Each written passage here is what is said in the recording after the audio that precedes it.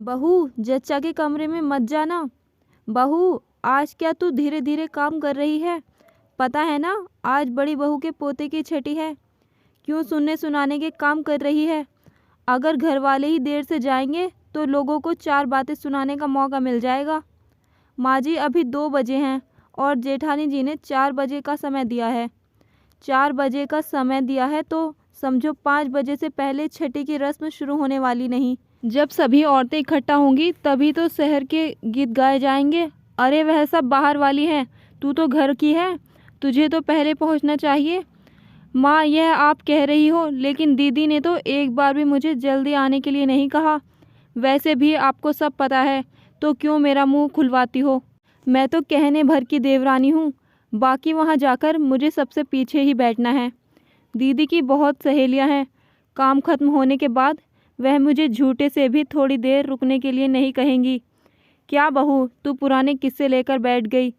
वह सिर्फ तेरी जेठानी का पोता नहीं, तेरा भी तो है। और रश्मि बहू तो तुझे अपनी सास समान ही सम्मान देती है। अपनी सास की बात सुन दिव्या ने आगे बात बढ़ाना उचित नहीं समझा। वैसे भी बड़े बूढ़े चाहते हैं कि घर में एका बने रहे, लेकिन चाहने से क्या होता है जब बड़े ही छोटों को सम्मान ना दे, उन्हें सिर्फ भीड़ का हिस्सा समझे। दिव्या की जेठानी दूसरे मोहल्ले में रहती है और उनकी बहू को बेटा हुआ है। आज उसकी छठी है। दिव्या की सास उनके साथ ही रहती है। पिछले साल कूल्हे की हड्डी टूटने की वजह से उनका कहीं भी आना जाना छूट गया। जेठानी ने फ़ोन करके आने के लिए सास को ही कहा। एक बार भी दिव्या के पास उसने फ़ोन नहीं किया। इस बात का दिव्या को बुरा तो बहुत लगा, लेकिन वह सास से कुछ कहती तो उनका एक ही जवाब रहता, अरे वह तो तुझसे भी बात करवाने के लिए कह रही थी, लेकिन तू रसोई में थी, इसलिए मैंने तुझे परेशान नहीं किया और उसे बोल दिया कि मैं तुझे कह दूंगी। लेकिन दिव्या को पता था कि उसकी सास लेपा पोती कर रही है। स्कूल से आते ही दिव्या की 13 साल की बेटी खुशी को जब यह पता चला कि मम्मी ताई के यहाँ छोटे बेबी को देखने जा रही है, तो वह भी वहाँ चलने की जिद करने लगी। दिव्या को पता था खुशी को छोटे बच्चों से बहुत प्यार है, इसलिए वह उसे अपने साथ चलने के लिए राज़ी हो गई। लेकिन जब दिव्या की सास को पता चला तो बोली, बहू ज़रा खुशी को समझा देना कि सीधा ही जच्चा के कमरे में ना जाए। और हाँ माँ, मुझे पता है कि जब तक जेठानी जी नहीं कहेंगे हमें जच्चा के कमरे में नहीं जाना और बिना कहे बच्चे को नहीं उठाना। इतने सालों से आपकी यह बातें सुन रही हूँ तो इतना मुझे भी समझ आ गया है। बहू, तुझे पता है ना कि लोग बुरा मानते हैं, छोटे बच्चों को नज़र लगने का बड़ा अंदेशा रहता है। पर दादी, हम तो घर के हैं, फिर हमें इतनी फॉर्मेलिटी करने की क्या ज़रूरत? वैसे भी दादी, नज़र वज़र नहीं होती, यह सब बेकार की बातें हैं। छोटे बेबी के कमरे में सीधे इसलिए नहीं जाते क्योंकि वह बहुत छोटा होता है और उसकी इम्यूनिटी कमज़ोर होती है और बाहर के लोगों से उसे जर्म इन्फेक्शन मतलब कीटाणु ना लग जाए, इसलिए सीधे बेबी के पास नहीं जाते। खुशी अपनी दादी को समझाते हुए बोली, हाँ हाँ दादी अम्मा, बहुत पढ़ लिख कर समझदार हो गई है तू, लेकिन फिर भी ऐसे ही सीधे कमरे में मत चले जाना जच्चा के। ठीक है दादी, जब तक ताई जी मुझे नहीं कहेंगी नहीं जाऊंगी अंदर। अब तो खुशी अपनी दादी के सामने हाथ जोड़ते हुए बोली। यह देख दिव्या के साथ उसकी सास भी हंस पड़ी। दिव्या जब अपनी जेठानी के घर पहुंची तो वह तैयारियां कर रही थी।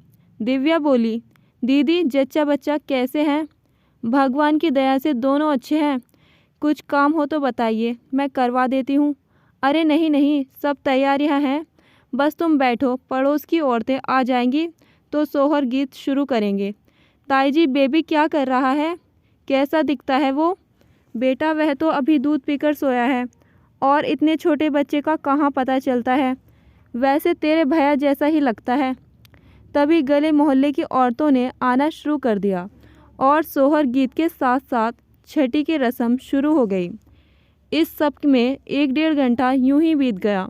खुशी को बोरियत हुई तो वह दूसरे कमरे में जाकर टीवी देखने लगी।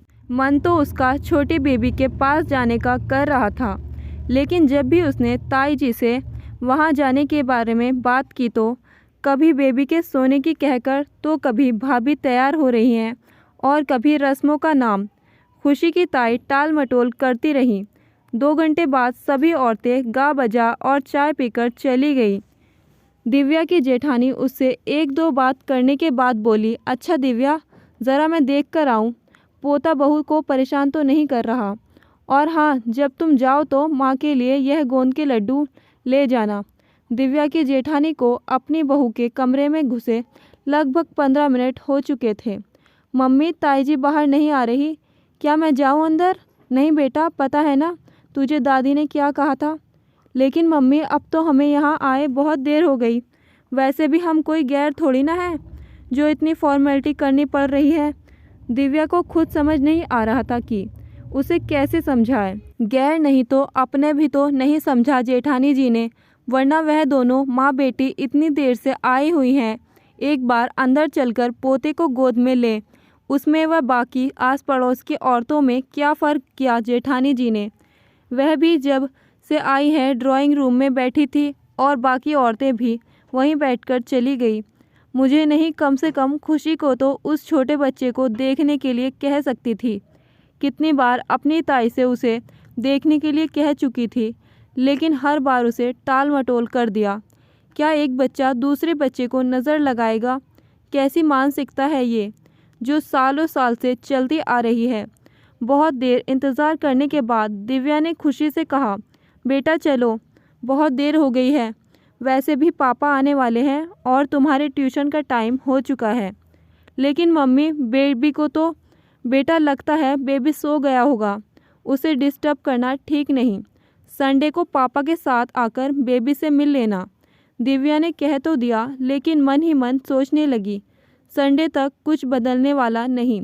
दिव्या बस एक ही बात बार बार सोच रही थी कि उसे तो बेटा और बेटी दोनों है, तब भी उसकी जेठानी उसके साथ ऐसा व्यवहार कर रही है और उसे यह सब देख कितना बुरा लग रहा है। तो ऐसा मानसिकता व व्यवहार देख उन स्त्रियों के मन में क्या बीतती होगी, जिनको सिर्फ बेटी ही है या संतान ही नहीं। एक स्त्री ही दूसरी स्त्री के मन को इतना दुख व पीड़ा कैसे दे सकती है भला। सोचते सोचते दिव्या घर पहुंच गई। घर में घुसते ही सास ने खुशी से पूछा, और कैसा था छोटा मुन्ना? तेरे साथ बातें की उसने? पता नहीं दादी कैसा था, ताई जी तो मुझे उसके पास लेकर ही नहीं गई। हर बार कह देती कि वह सो रहा है, लेकिन मुझे पता है ताई जी झूठ बोल रही थी। कितना मन था मेरा बेबी के साथ खेलने का। शायद ताई जी को डर था कि मैं छोटे बेबी को नज़र ना लगा दूं। लेकिन दादी, मैं भी तो अभी छोटी ही हूँ, एक बच्चा दूसरे बच्चे को कैसे नज़र लगा सकता है? खुशी नाराज़ होते हुए बोली। उसके सवाल सुन दादी को कोई जवाब नहीं सूझा। वैसे कहती भी क्या, खुशी ने कुछ गलत तो नहीं कहा था। दोस्तों, कहानी आपको कैसी लगी कमेंट बॉक्स में ज़रूर बताएं। वीडियो को लाइक करें, शेयर करें और चैनल को सब्सक्राइब करना ना भूलें। Thank you.